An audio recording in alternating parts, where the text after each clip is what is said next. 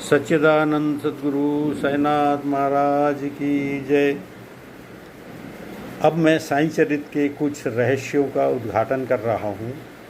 सबसे पहले साईं चरित का अध्याय 1। साईं चरित के अध्याय 1 में बाबा ने एक दिन द्वारका मई में बैठे और उन्होंने चक्की लेकर के और गेहूं से आटा पीसना शुरू किया।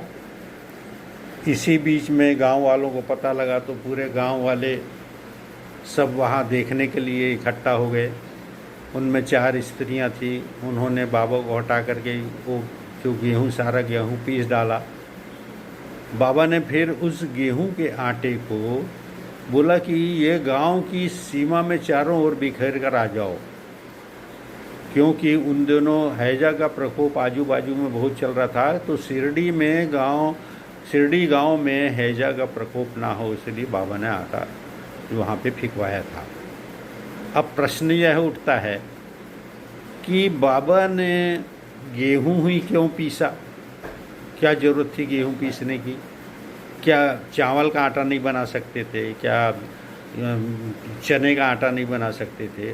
बहुत सारी चीज़ों का आटा बना सकते, लेकिन गेहूं को क्यों उन्होंने चुना? इसके पीछे भी बड़ा एक रहस्य है जो आपको बाबा ने मेरे मस्तिष्क में उत्पन्न किया है। उसी को मैं आप सब लोगों को डिस्ट्रीब्यूट कर रहा हूँ। तो गेहूं की संरचना अपन देखेंगे तो गेहूं का जो एक भाग उभरा हुआ रहता है और दूसरा भाग प्लेन रहता है और उसके बीच में एक लाइन रहती है। तो उभरा हुआ जो भाग है वो पर्वत कहलाता है और प्लेन भाग है ना भूमि कहलाती है। तो पर्वत के ऊपर कौन विराजते हैं? भगवान भोलेनाथ। और भगवान भोलेनाथ ने अपनी जटा में गंगा को धारण किया हुआ है। जब पर्वत के ऊपर विराजमान भोलेनाथ ने गंगा को जब अपने सिर पे रखा तो गंगा को बहने के लिए तो स्थान चाहिए था। तो गंगा बह कर के पृथ्वी में आई। पृथ्वी में आने के बाद में, क्योंकि अगर जो प्लेन सरफेस रहेगा, जब अगर धार गिरेगी तो नेचुरली है कि वो अपनी एक जगह बना लेती है, एक बहने के लिए एक स्थान बना लेती है, एक नाली सरीका बना लेती है। तो वही गेहूं के दूसरे भाग में जो एक लाइन दिख रही है उसमें से गंगा बही है। गंगा जिसने उस जमीन के पार्ट को 2 कर दिया और दो भाग में उसको विभक्त कर दिया। तो फिर गंगा जो है पूरे उसमें फैल गई। एक पार्ट में इधर हो गया या दूसरे पार्ट में इस तरफ हो गया। तो भगवान विष्णु का रहने का स्थान भी जो है ना जल के अंदर है। और ब्रह्मा जी को आपने देखा होगा फोटो कि वो एक कमंडल हमेशा उनके हाथ में रहता है। उस कमंडल में गंगा जल है। उसी गंगा जल से ब्रह्मा जी ने भगवान विष्णु के चरण धोए थे। तो अब कहने का तात्पर्य ये है कि ऊपर में शिव भोले और प्लेन भाग में एक तरफ ब्रह्मा और एक तरफ विष्णु। तो ये तीनों शक्तियों का उस गेहूं में प्रवेश हो गया।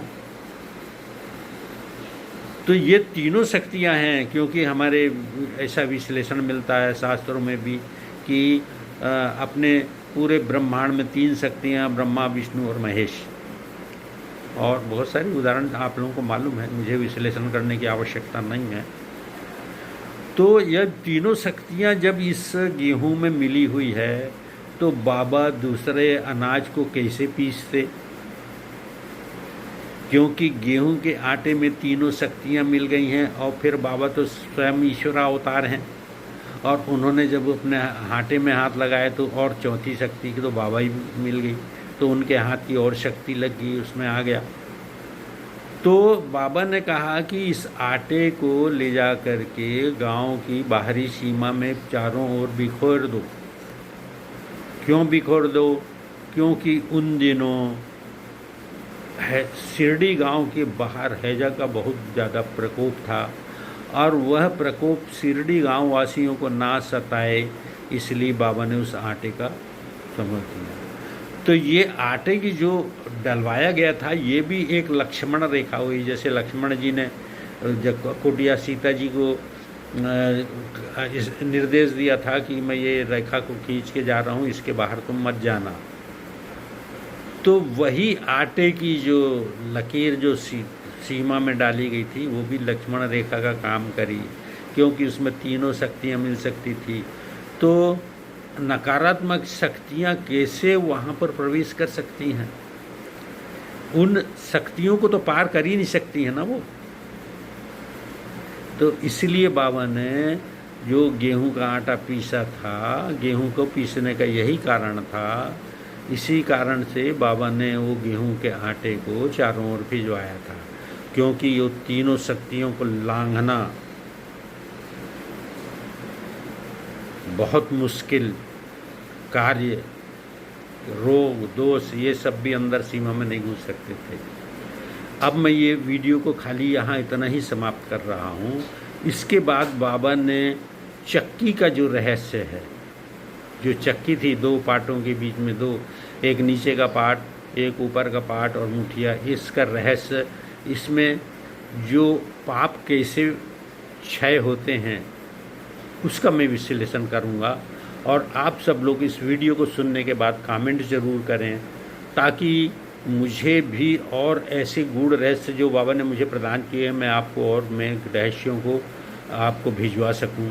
तो इस वीडियो को देखने सुनने के बाद अपने कमेंट आप लोग ज़रूर करें, और यदि कोई सजेशन हो तो ज़रूर लिखें मुझे।